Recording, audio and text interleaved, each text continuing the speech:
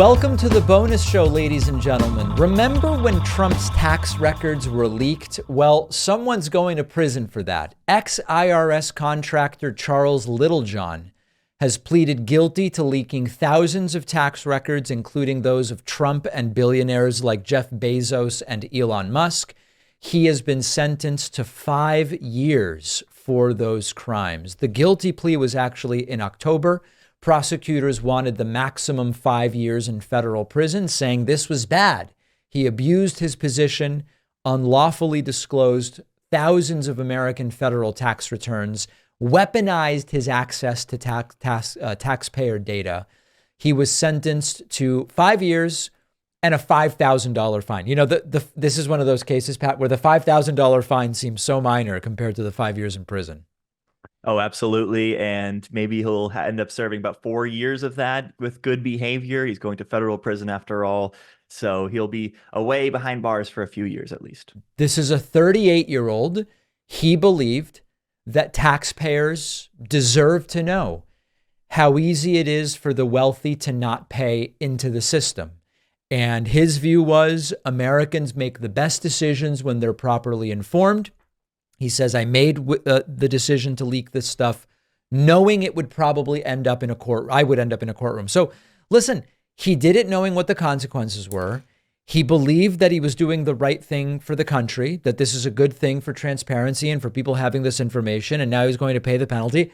What do we say about it? I mean, listen, it is against the law to leak this sort of information. I think it probably should be. I don't think we should be in a situation where tax returns are public. And if they shouldn't be public, then if someone leaks a bunch of them, they've committed a crime. Separate from that, we should have, I don't know about if it, a requirement. Every presidential candidate, I believe, should publish their tax returns. Trump didn't.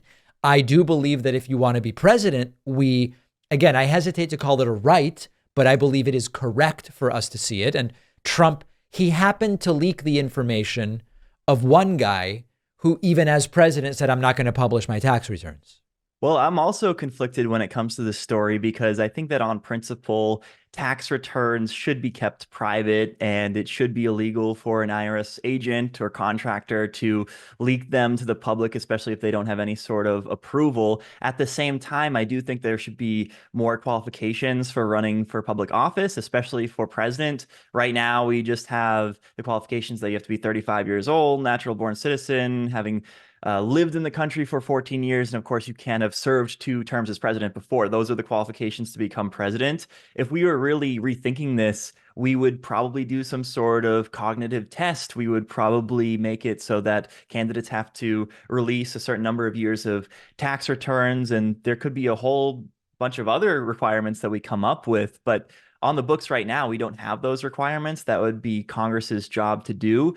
Yep. So that's what I would like to see happen. Until that happens, it does make sense for this to remain illegal. But at the same time, I was ready to see Trump's tax returns. I wanted to see them ever since he became a political figure. Yep. It was enlightening once we finally got to see them in 2020 when they were leaked. It's not like I was looking away from them just based on the fact that they were obtained illegally. So maybe I'm a bit of a hypocrite when it comes to this, but that's my sense on it. No, listen, we suspected there was a lot of junk in Trump's tax returns. He should have released them. He toyed around with it multiple times. Doesn't change the fact that this guy was against the law, and now he'll have to sit in prison 4 to 5 years. Let us know your thoughts about the punishment. Let us know your thoughts about the private nature of tax returns, etc. An Alabama man shook violently on a gurney during the first ever nitrogen gas execution. This was, we talk about cruel and unusual punishment, aside from the fact of should we have a death penalty. An Alabama man, Kenneth Eugene Smith, 58 years old, was executed through the first of a kind nitrogen hypoxia execution. It took 22 minutes. At some points, he was shaking so violently that the entire metal gurney he was on was shaking back and forth. He was then gasping for breath until his breath ended. And supporters expressed alarm and said this is the opposite of a quick and painless death.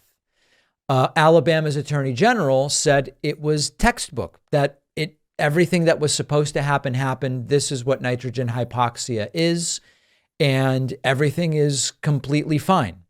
Well, what about those involuntary movements like that made it look like he was in significant pain? The Alabama Corrections Commissioner said, oh, no, those are involuntary movements. We've seen that. It's been researched. It's an effect of nitrogen hypoxia. Totally normal stuff. And we're definitely going to do more of these. What do you think, Pat? Well, I think we don't know for sure whether this man suffered or not. Of course, that is a big question on everyone's minds. I Yep. could see both sides. I could see maybe this was some sort of result of the nitrogen gas, or maybe he was resisting the gas and that was an effect of him holding his breath.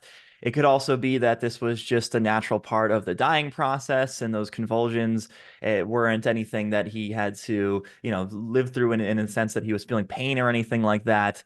And it could just be totally normal. But ultimately, we just are unsure. And I think that uncertainty leads me in the direction of saying we should just get rid of the death penalty Yeah. altogether. It does seem to me, from everything I've seen, that nitrogen gas is a better way of doing executions than, say, lethal injection or some of the more barbaric methods that we have. But it doesn't mean that it's a cure-all, and it certainly doesn't mean it's a better alternative to just not putting people to death.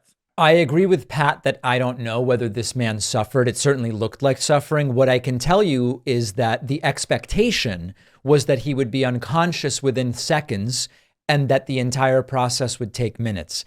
It doesn't appear as though he was unconscious for much of this time. Whether the movements were involuntary is one question. He didn't seem to be unconscious after 30 seconds, as was expected. So even by what we were told would happen, Pat, it didn't go that way. Well, there was a euthanasia expert who was in attendance at this execution. His name is Philip Nitschke, and he has designed suicide pods for the use of nitrogen gas. People who are at the end of their lives may use his services, or suffering from some sort of illness. And he described the scene as something that you would expect if the person wasn't complying, was trying to hold their breath, or were taking little breaths at a time.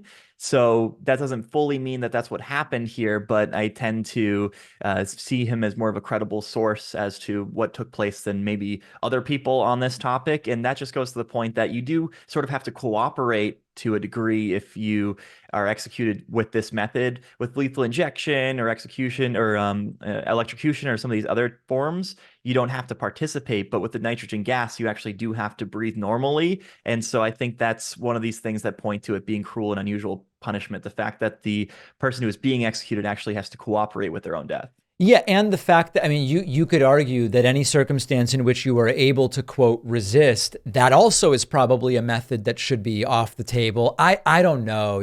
There are ways around that, right? Like if you research this, in addition to the nitrogen gas, the individuals can be sedated. So then they lose the strength and volition to resist.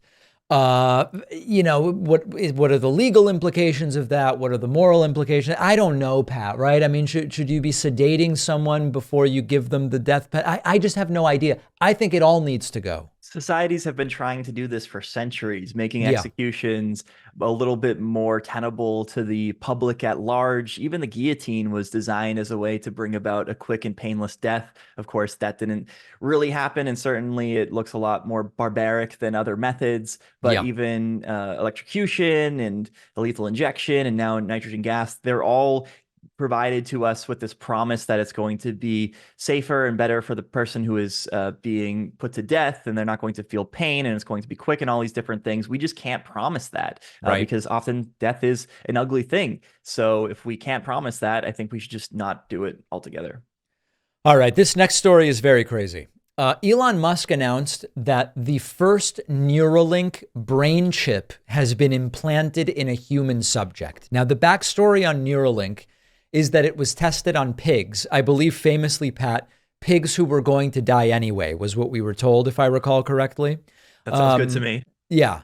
Now we have our first live human subject. Neuralink is a tool, an implant that would allow those who have lost use of their limbs through, I don't know that telepathy is the right term. Elon Musk has used the term telepathy before. I don't know that that's technically the right term, but essentially the idea is you put this implant in the part of the brain that plans movements. It can then interpret your neural activity and control a smartphone or a computer or a prosthetic arm or something across the room or whatever the case may be.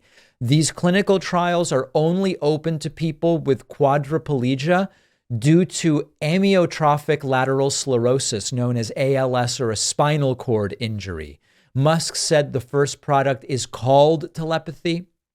It could allow people to, he said, imagine if Stephen Hawking could communicate faster than a speed typist or auctioneer.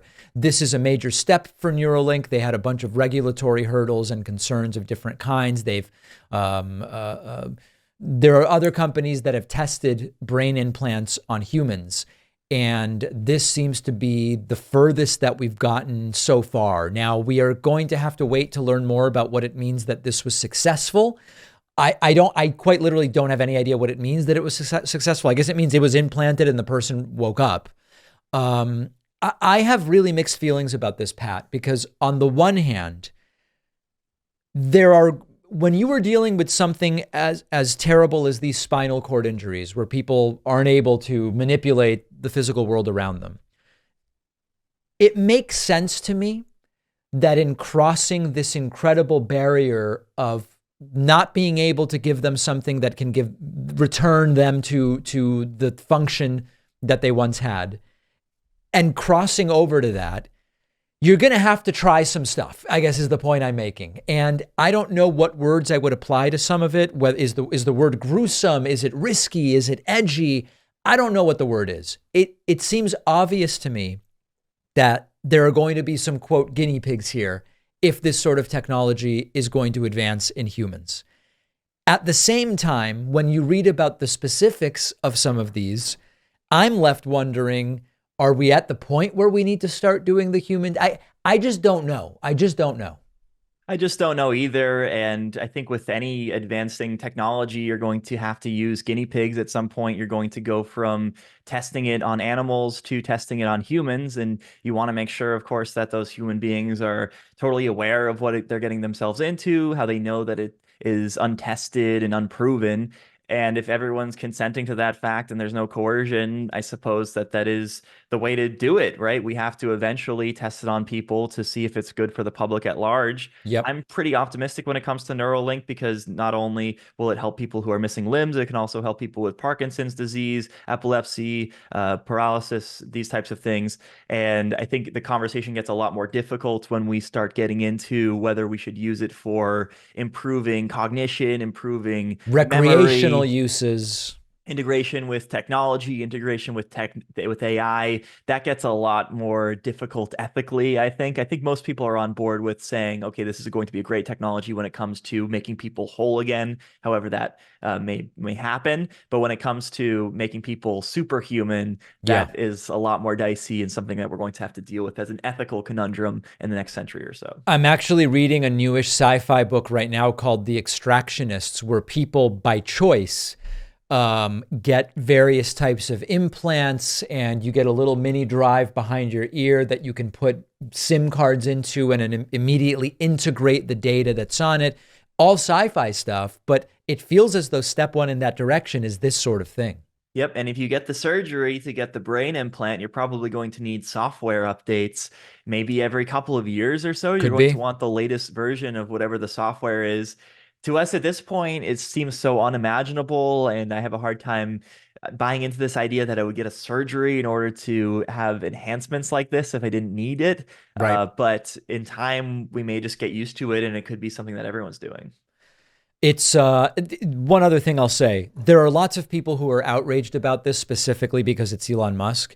And when it's BlackRock or some hedge fund you haven't heard of, there's much less of an emotional reaction. I really am trying to keep the Elon Musk part out of the story because I just don't know how relevant it is to the technology at large.